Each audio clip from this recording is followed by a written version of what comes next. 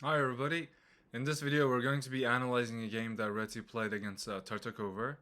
Now Richard Reti is a very famous player and he's actually one of the pioneers in hypermodern systems. Now previously chess, like I actually uploaded a video on the four principles. Um, Previously in chess, like they were trying to get control of these four principles, the center, development, protection, and plan, and it was always done in a specific way. So then comes Reti, Nimzovich, Max Ove, Alexander Alekhine, and they all like champion the hypermodern systems where you're trying to like attack from a distance away. You're not getting control of the center right away as white or black in some of these positions, mainly as black though. So he is playing against Tartakover in this game, and this is called the Sucker Punch game. It only lasted 11 moves, and let's go over this game. So he pushed the pawn to e4, and Tartakover is playing the Caro-Kann defense, and then we moved the knight to c3, the classic mainline idea, and then black captured the pawn, knight captures back, and then knight went to f6. Now this is the main line in the Caro-Kann, and today's world many people actually move the knight to g3, and then like we bring the knight to like f3. The ideas continue that way. Black could have also brought the bishop to f5, and then we do the same thing, and the game continues that way. In this game, however, Reti brought the queen to d3 to protect this knight. If they capture, of course, we will capture back with the queen. Because we are going to be trading our knight with the opponent's knight, there's not too many pieces that can attack our queen effectively. So the opponent brought the pawn to e5, attacking our pawn. In this position, if we do capture, they can capture our queen. We are going to capture back with this bishop.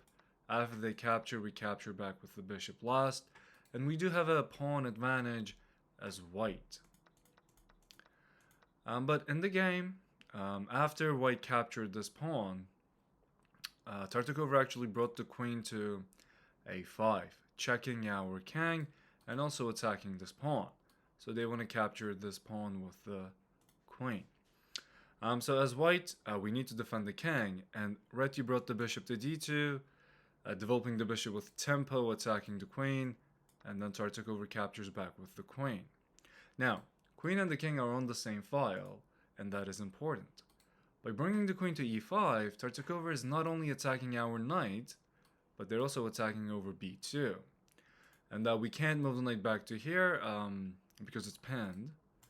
So what is white going to do? You can pause the video for a second to think what is the best move for white to do to protect both of them at the same time. Alright, so if you were able to find it, excellent work. This is actually a very subtle move. White did long castling. We are protecting over b2. It looks like the knight is hanging.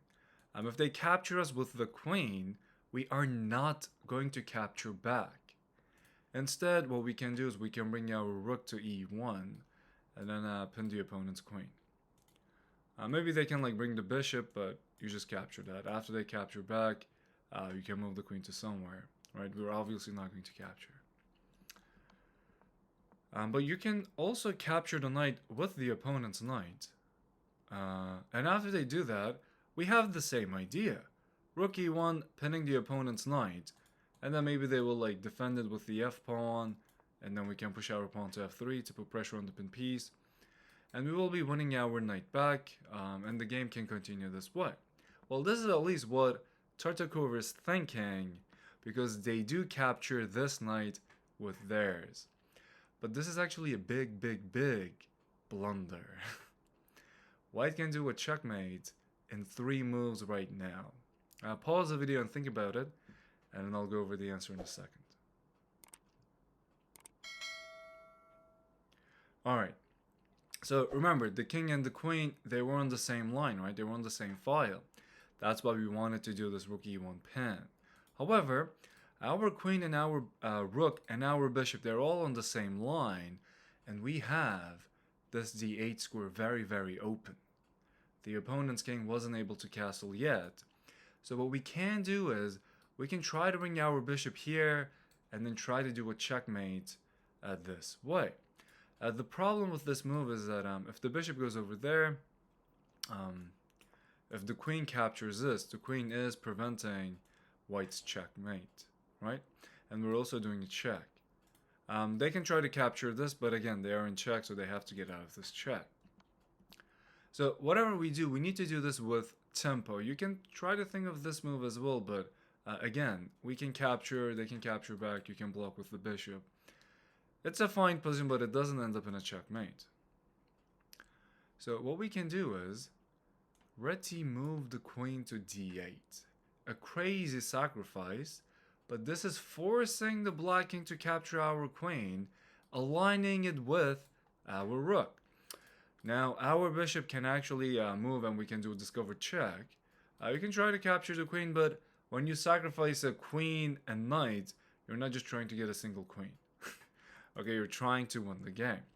And the idea is that we can bring the bishop to g5 to do a classic double check idea. Since it's a double check, they can't block the check, they have to move the king, because you can't block both of the checks at the same time. So if the king went to e8, we can actually do what we call Morphy's mate, which is very similar to the opera mate in the opera game against Duke Carl. But in the game, the king actually went to c7, and now there's another checkmate we can do, which is bishop d8. And this checkmate is what we call the Reti's checkmate. And this is how Reti actually sucker punched Tartakower in 11 moves. A very fascinating checkmate from an unseemingly normal position, right? We do have a chess.com link in the description, everyone. If you want to support our channel, you can click on it. That does help us a lot. No purchase is required. And if you enjoyed the video, please like and subscribe. I'll see you guys in the next one. Bye.